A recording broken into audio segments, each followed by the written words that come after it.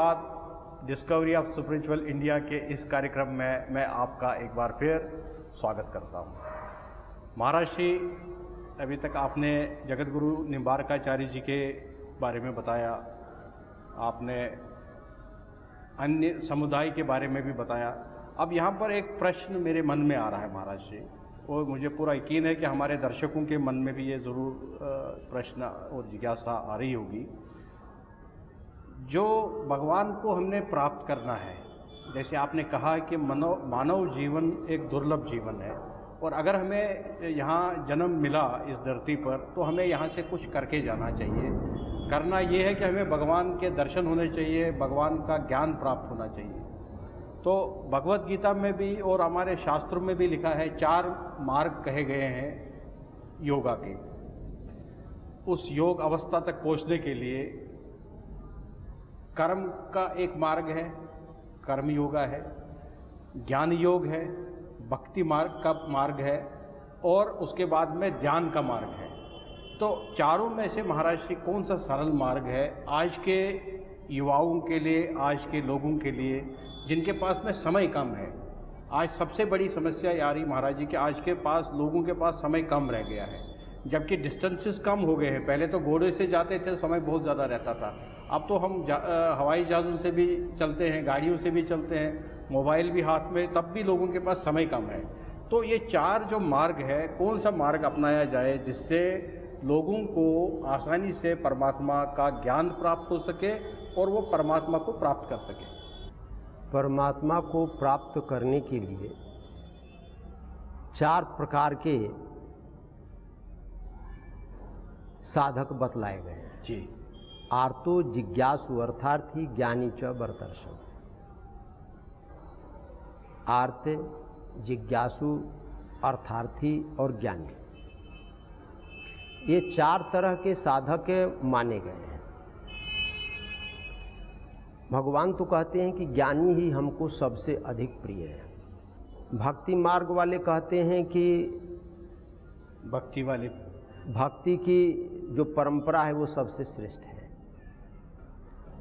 उदाहरण भी देते हैं, ज्ञान की परंपरा में बंदर के बच्चे जैसा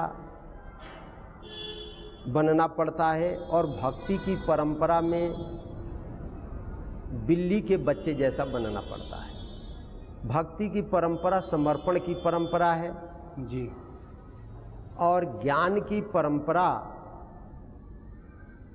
अपने ऊपर ही साधनों का संपूर्ण दायित्व रहता है। चले हम किसी भी मार्ग से, सबकी योग्यता भिन्न भिन्न होती है। अपनी अपनी योग्यता के अनुसार ही साधक प्रयास करता है, और उसको अपनी योग्यता, तितिक्षा, उत्साह, लगन, जिज्ञासा के अनुसार सफलता भी प्राप्त होती है। लेकिन हम एक शब्द में ये कहें कि योग भक्ति का विरोधी नहीं है, भक्ति योग का विरोधी नहीं है, योग सांख्य का विरोधी नहीं है, सांख्य योग का विरोधी नहीं है। सांख्य यानी ज्ञान, ये सब के सब एक दूसरे के पूरक हैं। योग में भी तज्जपस तदर्थ भावनम, भगवान के नाम का जप करना चाहिए। तस्य वाचक प्रणवः, भगवान का नाम प्रणव, प्रणव ओम, ओम का जप करना चाहिए। वैसे सबसे सुंदर और सुगम ध्यान की पद्धति को माना गया है। देखिए, गीता में भगवान ने कहा, समम काय शिरोग्रीवम धारयन नचलम स्थिरः संपृक्ष नासिकाग्रम, नासिका के अग्रभाग में ध्यान करने का विधा बतलाया। तो नासिका के अग्रभाग में ध्यान करने का क्या अर्थ है? नासिका गंध गुण प्रधान है, विषय 5 है, शब्द, स्पर्श, रूप, रस और गंध, 5 विषय हैं। पांचों विषयों का जी विषय प्रवृत्ति रुत्पन्ना मनसः स्थिति निबंधिनी, ये 5 विषय हैं। इन 5 विषयों का हम चिंतन करें। नासिका के अग्रभाग में गंध का चिंतन करें, जिह्वा के अग्रभाग में स्वाद का चिंतन करें, तालु के मूल भाग में रूप का चिंतन करें, जिह्वा मूल में शब्द का चिंतन करें, जिह्वा मध्य में स्पर्श का चिंतन करें। ये 5 विषय हैं और पांचों विषयों के चिंतन का विधान योग शास्त्र में बतलाया गया है। देखिए, नहीं कश्चित क्षणमपि जातु तिष्ठत यकर्म कर्म, हम कभी भी कर्म किए बिना एक क्षण भी नहीं रह सकते हैं। जीव का स्वाभाविक रूप है, स्वरूप है, प्रकृति है कि वो हमेशा कर्म में प्रवृत्त रहना चाहता है। हम सोते हैं तो सोने के बाद भी हमारी क्रिया सुप्त नहीं होती है, क्रिया चलती है। सामान्य ढंग से हम बैठ जाएं, जितासन, आसीना संभवात, स्थिर सुखासन, आसन पर बैठ जाएं आराम से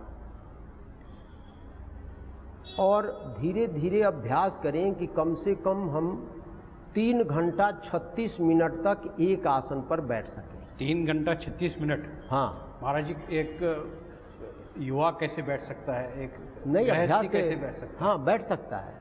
ये सवेरे बैठना चाहिए महाराज जी, शाम को, कि कभी भी बैठ सकते हैं? हाँ, सवेरे बैठे, ब्रह्म मुहूर्त में बैठे, 4 बजे से लेकर 7 बजे तक, 3 बजे से लेकर 6 साढ़े 6 बजे तक, वो समय ज़्यादा अच्छा रहता है। यदि 3 घंटा 36 मिनट तक लगातार बैठने लगे तो योग में एक प्राणोत्थान क्रिया होती है जिसको कुंडलिनी जागरण बोलते हैं। उस कुंडलिनी जागरण में अभी हम लोगों का प्राण पूरे शरीर में फैला हुआ है। आप ये बाल भी जलाएंगे तो बाल में से फरफर फरफर की ध्वनि आती है। ये आप उंगली काट देंगे तो उंगली तड़पेगी, यानी वायु की प्रबलता इसमें है। हम लोगों के सारे शरीर में वायु व्याप्त है।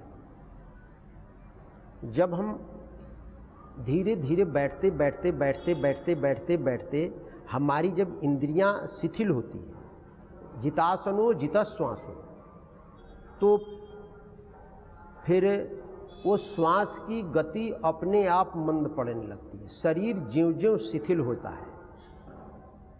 प्रयत्न शैथिल यानंत समापतिभ्याम, योग का एक सूत्र है कि यदि हम अपने मन को अनंत में यानी आकाश में, मन को आकाश जैसा बना ले निर्विकार, तो बैठने में दिक्कत नहीं होगी। अभ्यास तो करना ही पड़ेगा, कठिन काम है ये।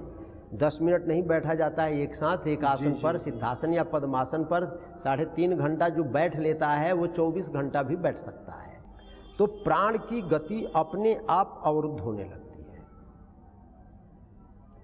प्राणायाम में भी सबसे उत्तम प्राणायाम बाह्याभ्यंतर विषयाक्षेपी चतुर्थ जी, चौथा प्राणायाम बताया है। उस प्राणायाम का तात्पर्य भी है केवल ध्यान। ये योग में समाधिपाद में एक प्राणायाम का वर्णन आया है, कपालभाति का। प्रच्छर्दन विधारणाभ्याम व प्राणस्य, जो अंदर वायु है उसको बाहर फेंको, बाहर फेंको। 1 बार, 2 बार, 3 बार, 4 बार, 5 बार, 10 बार, 20 बार, 20 बार बाहर फेंक कर बाहर ही रोक दो। शांत बैठ जाओ। 1 मिनट 2 मिनट के बाद अपने आप फिर अंदर जाएगा। फिर ऐसी क्रिया करते रहे, क्रिया करते करते करते करते ये क्या होगा बैठने से कि अभी जो हम लोगों का सुषुम्ना मार्ग है वो अवरुद्ध है, उसकी गति नीचे की ओर है, अधा है। तो जब हम बैठने लगते हैं, शरीर सात्विक होने लगता है, तो सारा प्राण केंद्रित होने लगता है एक जगह। उसी को प्राणोत्थान, योग की पहली सीढ़ी है प्राणोत्थान क्रिया। योग कहें, भक्ति कहें, ज्ञान कहें, कोई भी मार्ग कहें, उस पर चलेंगे तो प्राणोत्थान क्रिया होगी। जीव अनंत अनंत जन्मों के संस्कारों से घिरा हुआ है और वो संस्कार समाप्त होने लगते हैं। जब शरीर सात्विक होता है तो सुषुम्ना मार्ग खुलता है सात्विकता को पाकर के, और सारे प्राण उसमें आकर प्रविष्ट होते हैं। तो उसकी पहली स्थिति मूलाधार पर आती है, तो वहाँ पर थोड़ी बेचैनी भी होती है, शुक्र क्षरण का भी भय रहता है। वो एक धक्का है, पूरे प्राण जो शरीर में व्याप्त है, जब शरीर से प्राण निकलेगा, एक कांटा चुभ होते हैं तो दर्द हो जाता है, बिल्कुल। और जब पूरा प्राण एक जगह आएगा तो वेदना तो होगी। ये रीढ़ की हड्डी के नीचे है महाराज जी? हाँ, रीढ़ के हड्डी के नीचे है, वो खुलता है तो उसी के अंदर प्राण जाता है, उसी को ऊर्ध्वरेता योगी बोलते हैं, ऊर्ध्वगति, वही कुंडलिनी बन जाता है। हाँ, उसी को कुंडलिनी जागरण बोलते हैं। तो ये तो प्रारंभिक क्रिया है जी। उसका सबसे सुंदर या तो चतुर्थ प्राणायाम करें, एक जगह केवल ध्यान करें। ध्यान कहाँ करें? भ्रिकुटी में करें, हृदय में करें, कहीं भी करें, चंद्रमा में करें। ये देखना है कि हमारा प्राण वहाँ पर चल रहा है, श्वास की गति यहाँ पर नहीं है, वहाँ पर है। तो धीरे धीरे ऐसा अभ्यास करते करते जब भी आप ध्यान करेंगे तो वहाँ पर प्राण चलता दिखाई पड़ेगा। और उससे भी अच्छा है एक विषय पर ध्यान, जैसे गंध है, गुलाब का फूल है, जूही का फूल है, किसी का भी फूल है, उसके गंध को हम बार बार ग्रहण करें, 1 बार 2 बार 4 बार 10 बार 20 बार, और फिर हटाकर उसी का चिंतन करें, उसी गंध का, कि वो गुलाब की गंध आ रही है, गुलाब के फूल की गंध आ रही है, गुलाब के फूल की सुगंध आ रही है। बार बार जब चिंतन करेंगे तो महीना 2 महीना 4 महीना बाद आप जब भी ध्यान करने बैठेंगे और गुलाब के फूल का चिंतन करेंगे तो पूरा का पूरा नासिका आपका गुलाब के गंध से भर जाएगा। इसके उदाहरण हैं हमारे विशुद्धानंद परमहंस जी। उनके कक्ष में जाने पर लोग बताते हैं, मैंने गीता प्रेस के एक पुस्तक में पढ़ा, उनके कक्ष में जाने पर ऐसा लगता था कि जैसे इनके पूरे कक्ष में गुलाब का फूल रखा हुआ है, रखा नहीं रहा, ऐसे सुगंध आती थी। तो ये उसी का परिणाम है। आज भी ये किया जा सकता है, संभव है ये। और 4 महीना 6 महीना करने के बाद जब गंध आने लगेगा तो वहीं पर रुकना नहीं है, गंध पर ध्यान करते करते एक समाधि आती है, उसको वितर्क समाधि बोलते हैं। जब वितर्क समाधि से हम आगे बढ़ेंगे तो फिर विचार की स्थिति उत्पन्न होती है। वहां भी नहीं रुके, विचार के पास में भी ना हम ठहर जाएं, विचार से और आगे जाएं। यम लब्धवा चापरम लाभम मन्यते नाधिकम ततः यस्मिन स्थितो न दुखे न गुरुणापि विचाल्यते। ये आनंद की स्थिति है, उस आनंद समाधि बोलते हैं। प्रायः जो योगी लोग होते हैं वो आनंद को ही अपना स्वरूप मान लेते हैं, क्योंकि शास्त्र कहता है कि आनंद भी भगवान का स्वरूप है।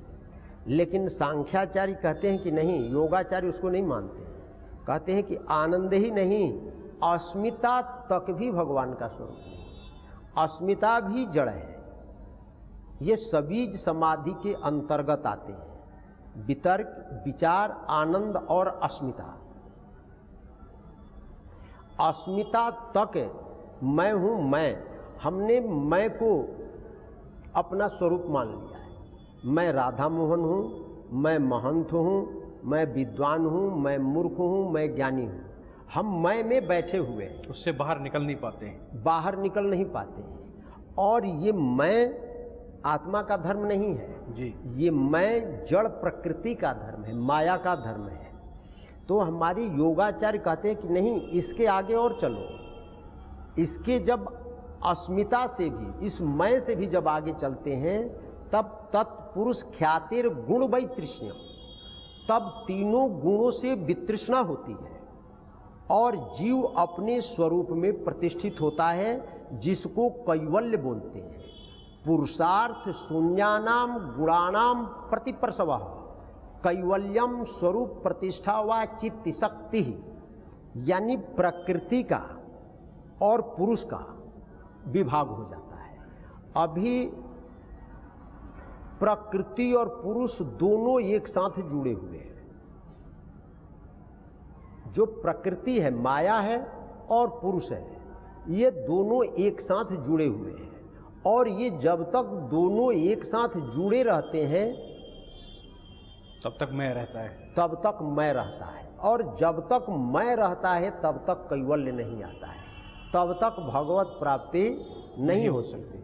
तो जब माया से एक व्यक्ति को अलग करना पड़ेगा तभी परमात्मा की प्राप्ति हो सकती है। हाँ, उसके पहले जब तक हृदय की गांठ नहीं खुलती है, भिद्यन्ते हृदय ग्रंथि छिद्यन्ते सर्व संशया क्षीयन्ते चास्य कर्माणि तस्मिन् दृष्टि परावरी। ये जड़ और चेतन में गांठ पड़ गई है, जड़ चेतन ही ग्रंथि पड़ी गई, यद्यपि मृषा छूटत कठिन है नहीं, गांठ है नहीं।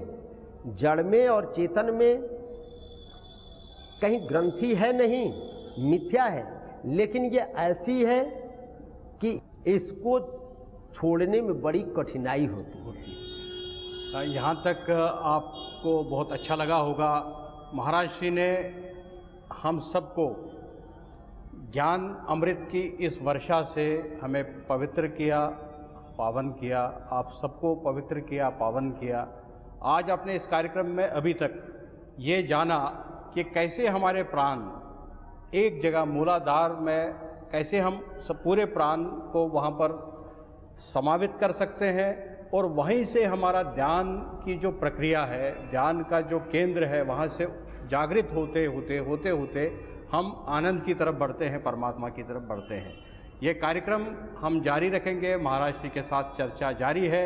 हम इस कार्यक्रम में हम आपको ये भी बता देंगे कि कहाँ पर किस तरीके से आपको ध्यान करना चाहिए, क्या साकार रूप पर ध्यान करना चाहिए या निराकार रूप पर ध्यान करना चाहिए। महाराज श्री से हम इसके बारे में भी ज्ञान प्राप्त करेंगे।